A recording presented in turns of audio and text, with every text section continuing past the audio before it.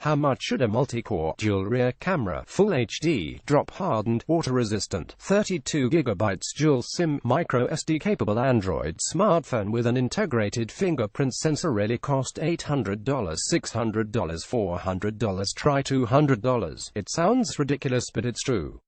Over the holiday week, I have been playing with Huawei's Honor 7X. The Chinese giant just started selling it in the North American market over the last few weeks and will be introducing it in other regions, such as South America, in a big way in 2018. Image: Huawei It features Huawei's homegrown multi-core HiSilicon 659 SoC, a full HD edge-to-edge display and twin rear cameras. It has a 3340 mAh battery that will last all day. It looks and feels a lot like a super premium device, because it is built like one. It is a tough, attractive little phone that you should not be afraid to gift to even the most careless screen-smashing Gen Y teenager in your household, and they shouldn't be ashamed to sport it in front of their judgmental friends with much more expensive devices either. You can drop it onto concrete from 6 feet all day long, and the worst, you'll likely damage it if you aren't using a cheap, thin rubber skin type case to cover it is scuff the paint. I'm not kidding. I flung this thing across a ballroom floor and thrown it repeatedly onto the Italian tiles in my house and patio pavers without damaging it. The phone also has an IP67 rating for water and dust resistance. I've even soaked it in my jacuzzi with no ill results after drying it off. If you're looking for a great fleet phone for your kids, a global travel device, or if you are a vendor with a mobile business with a credit card strip reader and are afraid of wrecking an expensive phone in the field, food truck, ride-share driver, etc., this is it. Every smartphone should be built this stuff for the kind of money we pay for these things.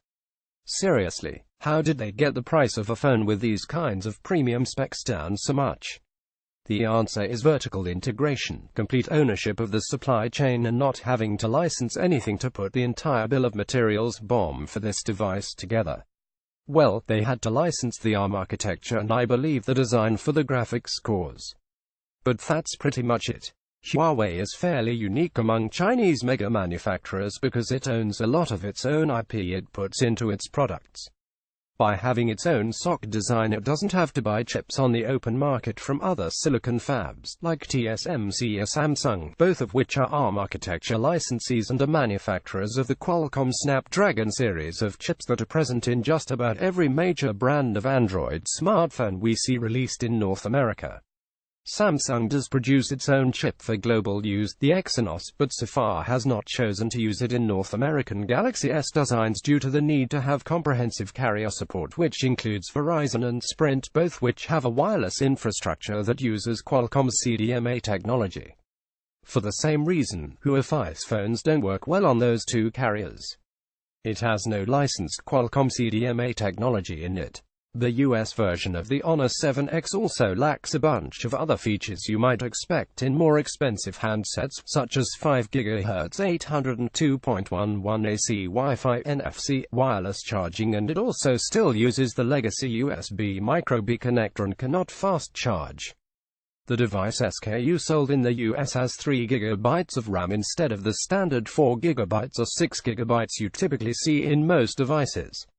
The cameras, while perfectly adequate for most general and selfie photography, are also not at the same quality level you'd expect on Samsung Galaxy or a Pixel. But hey, this is a $200 phone, not a $600 phone. The big brother of this phone, the Honor V10, has a lot more premium stuff, and the price of it in Europe is currently around €500, approximately $595. The price for the Honor V10 in the US hasn't been set yet, but I'm looking forward to seeing it make its debut here because it features a lot of interesting AI technologies. The Kirin 978 users, introduced with the flagship Huawei Mate 10 Pro, has pretty impressive specs.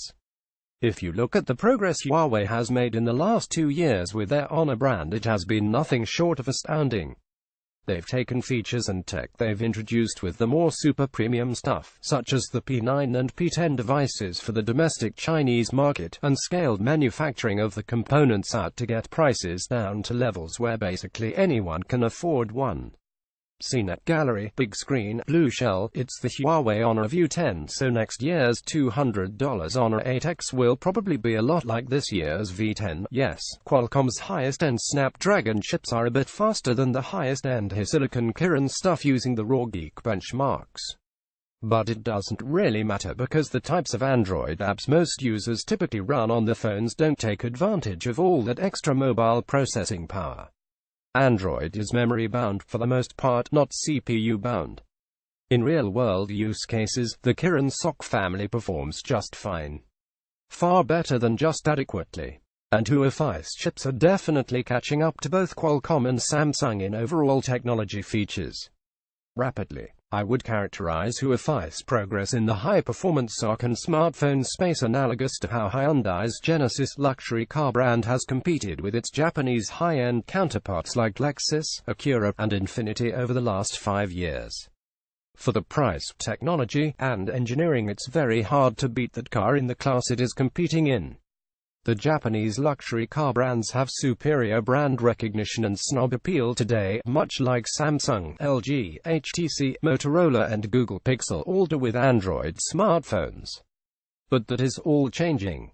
When I finish paying my car off in a few years, unless I decide to look at NEV, I will probably have to consider a Genesis unless Nissan gives me a repeat performance of the no-brainer 0% financing that I got for a maxed-out leftover 2016 Infiniti Q50 last year.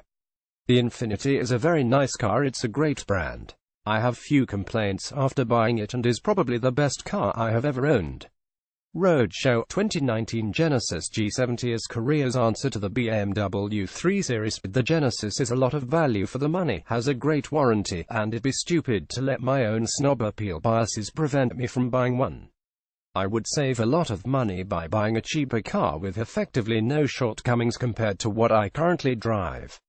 As consumers, we're going to have to make those very same value calculations about the smartphones we buy. Do we care about snob appeal and brands, or do we care about price and functionality? Can we even justify the price of those other brands when Android devices are becoming so highly commoditized?